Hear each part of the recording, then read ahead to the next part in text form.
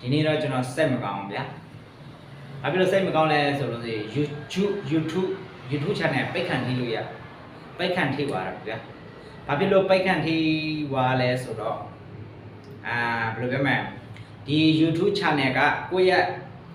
idea ကိုသူလိုချင်တယ်ကိုယ့်ရဲ့ video ကိုသူလိုချင်တယ်ပြီးသွားလို့ရှိရင်ကိုယ့်ရဲ့ကိုယ်ပိုင်မူရင်းကိုသူလိုချင်ပါတယ်အထူးတစ်ဖြစ်ပေါ့နော်ကျွန်တော်ရဲ့ဆရာမစာသားတွေရေးပေးတဲ့ဗီဒီယိုတွေရိုက်ပေးတယ်အဲ့ဒါကိုကျွန်တော်ပြန်ယူပြီးတော့ကျွန်တော်ဖုန်းမှာကျွန်တော်တင်တယ်ထုံးနည်းတူတော်၎င်းတငယ်ချင်းစီကယူတယ်တငယ်ချင်းတယောက်စီကယူတယ်ဗီဒီယိုတွေသူလုပ်ပေးတယ်အကောင်လုံးလုပ်ပေးတယ်ပေါ့နော်ဗီဒီယိုတွေစာသားတွေရေးပေးတယ်တင်ပေးတယ်ကျွန်တော်ကစာသားတင်တာများပါတယ်စာသားတွေတင်တယ်ဗီဒီယိုတွေတင်တယ်အဲ့လိုမျိုးတင်တဲ့ခါကျတော့ YouTube ကသူကမကြိုက်ဘယ်လိုဖြစ်လို့မကြိုက်ရတဲ့အကြောင်းရင်းသူပြောတဲ့အဲ့ဒါသူများစီကခိုးယူတာတဲ့သူများစီကကူးယူတာဆိုပြီးတော့ copyright ထိတာပေါ့ဗျာဘယ်လိုပဲဖြစ်ပေါ့ဗျာ YouTube ကမကြိုက်တဲ့အချက်လက်တွေအဲ့ဒီအတွက်ကြောင့်မို့ကျွန်တော်ရဲ့ YouTube channel ကနေအပီးပိုင်ဖြတ်ထုတ်ခံရတာပေါ့ဘယ်လိုမှလည်းပြန်ရှာလို့မရအောင်ဘယ်လိုမှလည်းပြန်ယူလို့မရတော့ဘူးပေါ့ဗျာဒါပေမဲ့ဘာမှမဖြစ်ပါဘူးကျွန်တော်တို့နောင်တရပါတယ်ဒါမဲ့အချိန်အခါနောင်တရခဲ့ပေမဲ့လည်းကျွန်တော်တို့ထက်ခါစူးစမ်းမယ်ထက်ခါပြန်ထမယ်ပြန်စူးစမ်းမယ်နောက်ထပ်တစ်ဖက်ဘယ်လောက်ပဲကြာဆုံးမှုရှိပါစေပေါ့ဗျာကျွန်တော်တို့နောက်ထပ်တစ်ခါပြန်ထနိုင်ရမယ်ဟုတ်လားကျွန်တော်စူးစမ်းခဲ့တာအခုဆိုလို့ရှိရင်ရပ်ပေါင်း900ကျော်ပါနော်ရပ်ပေါင်း890ဆိုတော့ရပ်ပေါင်း890ကျော်ရပ်ပေါင်း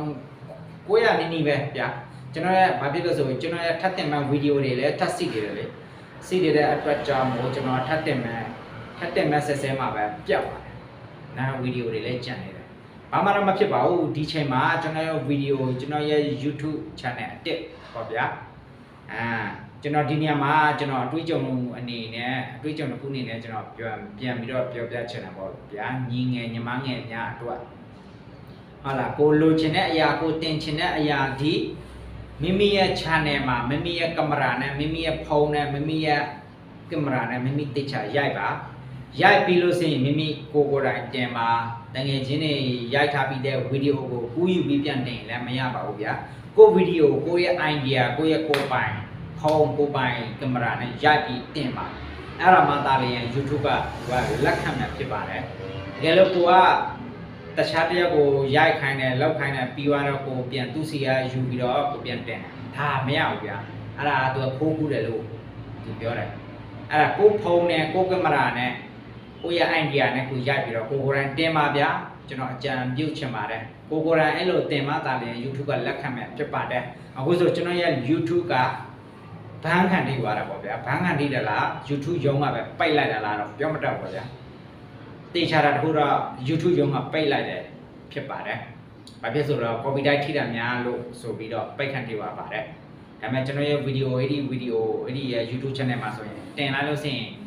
လူရောက်1000လူရောက်1000ခဏလေးပဲပြည့်ကြည့်ရှုတဲ့လူကများတယ်ပေါ့ဗျာ။အခုဆို YouTube အတက်ဆိုတော့ဘာမှမဖြစ်ပါဘူး။စိတ်တက်လည်းမကြပါဘူး။ကြာဆုံးမှုတိုင်းပြိုလဲမှုတိုင်းမှာကျွန်တော်ထက်ကစ